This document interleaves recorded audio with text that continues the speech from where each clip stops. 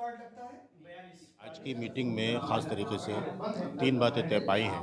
पहली बात तो यह है कि यहाँ वार्ड वाइज़ कमेटियों की तश्कील दी जानी थी। उसमें से कुछ वार्ड्स की कमेटियाँ तश्कील दे दी गई हैं, मज़ीद के लिए प्रोग्रेस है। इसके अलावा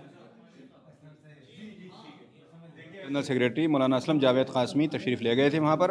वहाँ सारे हालात का जायज़ा लिया। वहाँ मस्जिद के साथ बहुत ज़्यादा बेहुरमती की गई है और शरारती तत्वों ने ही ये काम किया है। ये बात बिल्कुल तयशुदा है।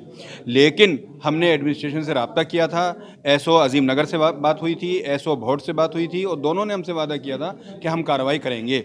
लेकिन अभी तक कोई कार्रवाई नहीं की गई है। इस सिलसिले में आज हमने मीटिंग में ये तय किया है कि हम इंशाअल्लाह बरोज़ बुध एक मेमोरेंडम डिस्ट्रिक्ट मजिस्ट्रेट रामपुर को सौंपेंगे और उसके बाद भी अगर कार्रवाई नहीं हुई तो फिर अगली रणनीति सोची जाएगी।